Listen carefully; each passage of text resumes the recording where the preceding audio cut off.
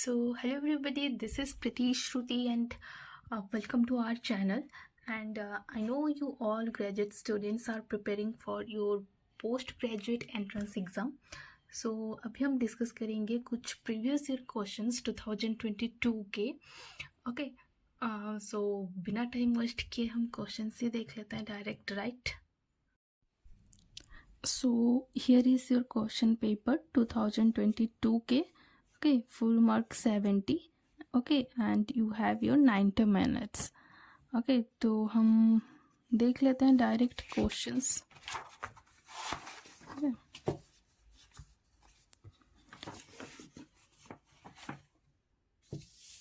So your first question is here, what is Alexandrine? Alexandrine का मतलब क्या है? Okay, अलेक्जेंड्राइन का मतलब क्या है? तो मैं पहले थोड़ा समझा देती हूँ कि अलेक्जेंड्राइन क्या होती है. कि it's a line of iambic hexameter. Okay, it's a line of iambic hexameter की एक लाइन को हम अलेक्जेंड्राइन कहते हैं. अब आइएम्बिक हेक्सामीटर क्या होती है ये समझने से पहले आपको मीटर क्या है समझना पड़ेगा. मीटर क्या होती है कि जब हम एक पोएम लिखते हैं, एक वर्स लिखते हैं, तो वहीं पर जो स्ट्रेस्ड एंड अनस्ट्रेस्ड सिलाबल होते हैं वो एक सर्टेन पैटर्न फॉलो करते हैं ताकि जो पोएम है वो थोड़ा रिदम फॉलो करे, एक रिदम में आए. तो जो स्ट्रेस्ड एंड अनस्ट्रेस्ड सिलाबल एक पैटर्न में हम अरेंज करते हैं पोएम को रिदमिक बनाने के लिए, उसी को हम कहते हैं मीटर. ओके, मीटर 4 टाइप के होते हैं, that is iambic. Okay, iambic. Second one is your trochaic. Third one is anapest. And fourth one is dactyl. ये 4 टाइप के होता है. तो जो आइएम्बिक होता है इसका पैटर्न ये होता है कि पहले जो है अनस्ट्रेस्ड सिलाबल आएंगे, उसके बाद स्ट्रेस्ड सिलाबल आएंगे, उसे हम कहेंगे आइएम्बिक. अब ट्रोकाइक में क्या होता है, इसका ऑपोजिट, पहले स्ट्रेस्ड सिलाबल आएगा उसके बाद अनस्ट्रेस्ड सिलाबल आएगा, इसे हम कहेंगे ट्रोकाइक. अब जो आनापेस्ट है ये क्या होती है, आनापेस्ट में पहले अनस्ट्रेस्ड सिलाबल आएगा, फिर अनस्ट्रेस्ड सिलाबल एंड उसके बाद स्ट्रेस्ड सिलाबल, इसे हम कहेंगे आनापेस्ट. और डेक्टाइल में क्या होता है, पहले स्ट्रेस्ड सिलाबल आएगा, फिर अनस्ट्रेस्ड सिलाबल, फिर अनस्ट्रेस्ड सिलाबल, इसका ऑपोजिट. तो ये 4 टाइप के होते हैं. तो जहाँ पर आइएम्बिक हेक्सामीटर क्या, जहाँ पर 1 फीट होगा उसे मोनोमीटर कहेंगे, 2 फीट लाइन को बायोमीटर, ट्रायोमीटर, टेट्रामीटर, पेंटामीटर, 5 फीट की लाइन्स को हम पेंटामीटर कहते हैं. जहाँ पर 6 फीट लाइन्स रहेंगे उसको हम हेक्सामीटर कहेंगे. ओके, तो 6 फीट लाइन को जो कि आइएम्बिक हेक्सामीटर में लिखा होगा उसे हम कहते हैं अलेक्जेंड्राइन. तो ऑप्शन से लेते हैं, a line of 4 iambic feet, ये तो कभी नहीं हो सकता, ये गलत है. A line of 6 iambic feet, ये सही है. A line without iambic meter, ये कभी नहीं है. A line without end stop occasionally used, ये भी नहीं है. तो हमारा करेक्ट आंसर है answer number B, a line of 6 iambic feet occasionally used in heroic couplet. ठीक है, हीरोइक कॉपलेट भी तो आपको पता है, कॉपलेट जो कि हम एक पेयर ऑफ राइमिंग लाइंस को कॉपलेट कहते हैं, वो एक हीरोइक होगा. हीरोइक जहाँ पर जिस पोएम में हीरोइज्म रहता है, बेसिकली थीम हीरोइज्म रहता है, उसे हम हीरोइक कॉपलेट कहते हैं. कॉपलेट मतलब 2 लाइन जो राइमिंग होगा, पेयर ऑफ राइमिंग लाइन्स को कॉपलेट कहते हैं. तो a line of 6 iambic feet occasionally used in heroic couplet, उसे हम कहेंगे अलेक्जेंड्राइन. सही है, clear. Second, identify the writer who first used blank verse in English poetry. कौन से राइटर हैं जो इंग्लिश पोएट्री में फर्स्ट टाइम ब्लैंक वर्स का यूज़ किए थे. ब्लैंक वर्स क्या होती है, देखो बेसिकली हमारा 3 होती है, 3 टाइप की, blank verse, free verse and rhymed verse. Basically 3 types की होती है. जो ब्लैंक वर्स होती है इसमें क्या होती है, जो पोएम होती है वो एक सर्टेन मीटर तो फॉलो करती है, बट जो उसका राइमिंग स्कीम होती है वो ऑन राइम्ड रहती है. on rhymed but it must follow a definite meter, that is blank verse. Free verse में the lines it is free from both meter and rhyme. It is free from both meter and rhyme, उसे हम free verse कहेंगे. And blank verse किसे, sorry rhymed verse किसे कहेंगे? Rhymed verse जहाँ पर कि बोथ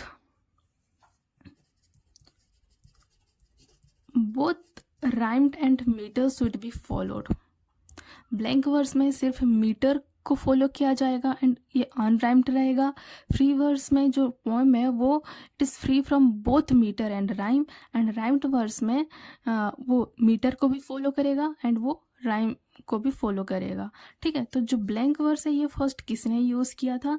सर थॉमस वॉट नहीं है, विलियम शेक्सपियर नहीं है, earl of Surrey. This is the correct answer. Who is earl of Surrey? That is Henry Howard. Henry Howard जो आल ऑफ सरी हैं, इन्होंने first time blank verse use किया था in his work Aeneid में use किए थे. Henry Howard और आल of सरी को फादर ऑफ ब्लैंक वर्स भी कहा जाता है.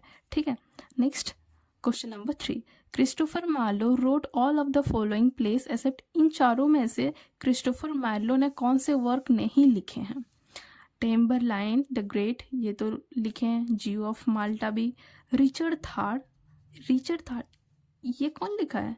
It was written by Shakespeare. Edward third भी, Christopher Marlowe. So your correct answer will be Richard third. Clear? Next, arrange the following in chronological order. इसे हम क्रोनोलॉजिकली अरेंज करेंगे. Okay, इसे हम क्रोनोलॉजिकली अरेंज करेंगे. Okay, so first teacher Mary वुllstonecraft's vindication of the rights of women. ये कब publish हुआ था? This is in 1792. Clear? Then lyrical ballad कब हुआ था? This is in 1798. Clear? 1798.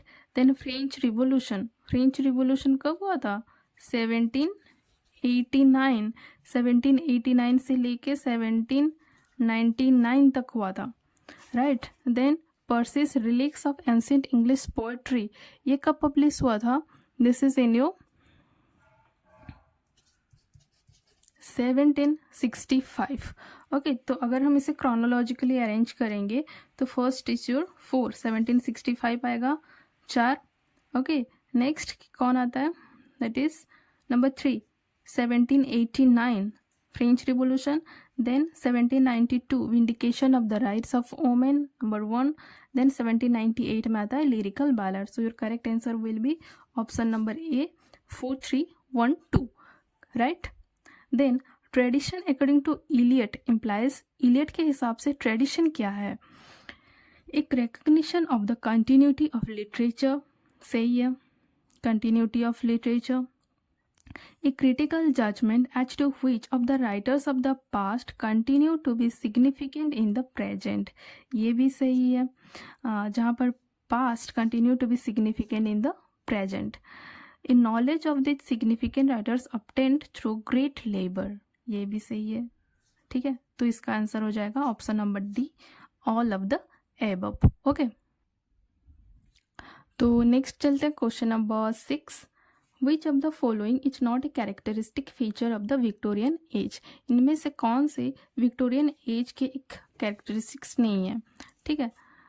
The rise of highly competitive industrial technology, तो ऑब्वियसली है विक्टोरियन एज हम जानते हैं दैट इज इंडस्ट्रीज के लिए, इंडस्ट्रियल रिवोल्यूशंस के लिए, ये सही है. An emphasis on strictly control social behaviour, ये भी सही है. A romantic focus on home and family, ये भी सही है. Next, the growth of rural tradition and movement from large cities, ये गलत है, इधर को थोड़ा ऑपोजिट हो जा रहा है. The growth of rural traditions and movement from large cities, ये तो नहीं है. हमें तो पता ही है कि इंडस्ट्रियल रिवोल्यूशन की एज है, इंडस्ट्रियल टेक्नोलॉजी की एडवांसमेंट हुई थी बहुत सारा. तो the growth of rural tradition ये कभी नहीं हो सकता. So the correct answer is option number D, the growth of rural tradition and movement from large cities. Then question number 7, find the odd one among the Marxist critics below. ठीक है, इनमें से कौन सा जो ऑड है उसे हम आइडेंटिफाई करेंगे. First is George Lucas, Louis Althusser, Raymond Williams, Northrop Frye. तो ये तो ऐसे ही पता चल जा रहा है. Your correct answer will be option number D, Northrop fire, जो कि आर्केटिपिकल क्रिटिक्स हैं, इसीलिए ये ऑड है. ठीक है. Then question number 8, how does the pardoner in Geoffrey Chaucer's The Canterbury Tales relate to the other pilgrims in the prologue? ठीक है, पार्डोनर कैसे रिलेट करता है to the other pilgrims in the prologue. Canterbury Tales आपको पता है जियोफ्री Chaucer के जो कि एक बहुत ही फेमस वर्क है. एंड यहीं पर देयर वर टोटल 29 पिलग्रिम्स थे. 29 पिलग्रिम्स थे, जैसे कि नाइट, स्क्वायर, समोनर, प्रायोरेस, ओके, योमैन, मॉन्क, ऐसे करके 29 पिलग्रिम्स थे. पार्डोनर, तो जो पार्डोनर था एक्चुअली ये बहुत ही एक वल्गार आदमी था, बहुत ही ट्रेकरस मैन है जे. एंड जैसे कि वो क्या करता था, उसका ऐसे तो बहुत सारे हैं, जैसे कि क्या करता था, ऐसे बोन्स पकड़े रहता था, bones of animals he might have eaten.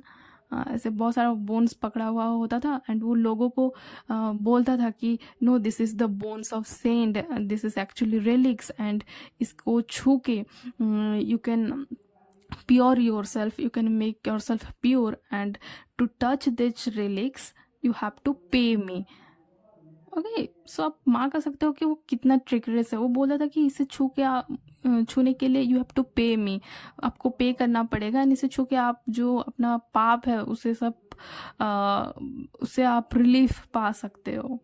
Okay, तो ऐसा टाइप का आदमी था जो पार्डोनर है. He comes right out and asks them to buy his merchandise. Okay, ये नहीं है. He confronts them about their wicked ways and reminds them that death could come at any moment. ये सही है. Okay, he draws them out. ये नहीं है, छोड़ो. Option number B. ये जो 29 पिलग्रिम्स है, इन सब के बारे में आपको थोड़ा थोड़ा एटलीस्ट कुछ माइनर डिटेल्स जो हैं इनके बारे में आपको थोड़ा कलेक्ट कर लेना चाहिए. ओके, इम्पॉर्टेंट है. जैसे कि जो स्क्वायर है वो उसका एक अलग प्रकार का कैरेक्टरिस्टिक्स होता है. वो रात भर कभी सोता ही नहीं है. Why? Because of his love. अपनी लव के लिए वो रात भर सोता नहीं है. उसका एक अलग प्रकार का है. जो समोनर है, उसे जो चाइल्ड होता है वो सब डर रहे होते हैं, क्योंकि उसका जो फेस होता है वो बहुत ही एक अलग टाइप का होता है. बहुत सारे पिंपल्स होते हैं, राइट. जो मंक होता है वो उसका जो फेवरेट फूड होता है दैट इज़ रोस्टेड स्वान. तो सबका एक एक अलग अलग कैरेक्टरिस्टिक्स है. उन सबको आपको थोड़ा ध्यान देना है, थोड़ा थोड़ा देख लेना है. ठीक है. टोटल 29 पिलग्रिम्स होते हैं. ये जो पिलग्रिम्स है वो कहाँ जा रहे होते हैं? That is the shrine of Saint Thomas Becket. वहीं पर जा रहे होते हैं, जो कि कैंटरबरी में होता है. ओके, तो इसको थोड़ा आप देख लेना. Spenser's Amorati is a collection of his love sonnets, a collection of his love lyrics, an elegy on the death of Sidney Non. आपको तो पता है Spenser's Amorities, that is a collection of his love sonnets. Okay, then question number 10. In The Sun Rising by John Donne, which of the following adjectives is used to describe the sun? सन को describe करने के लिए कौन सा जो adjective है वो used हुआ था? That is saucy, pedantic, busy, sorry camera नहीं दिख रहा है, saucy, pedantic, busy, all of the above. Obviously इसका आंसर होगा ऑल ऑफ द एबव. बहुत ही फेमस पोएम है जॉन डॉन के द्वारा लिखा गया द सन राइजिंग. बहुत ही सुंदर सा भी लाइन था, that is busy, old fool, unruly sun. यहाँ पर आ रहा है ना, busy, old fool, unruly sun. फिर और एक भी लाइन है that saucy pedantic wretch, go and disturb the school going boys, right, कुछ ऐसा है. तो ये सब है ऑल ऑफ द एबव। तो ये था आज के लिए 10 क्वेश्चंस। तो कैसा लगा आप ज़रूर इन्फॉर्म कीजिएगा कमेंट बॉक्स में। अगर अच्छा लगा तो हम बहुत जल्दी आगे प्रोसीड करेंगे, ठीक है। तो this is all about today, do inform me. हम आगे प्रोसीड करेंगे बहुत जल्दी, ठीक है। अगर अच्छा लगा, आपको इन्फॉर्मेटिव लगा तो then so see you in the next video. Till then take care and thank you so much.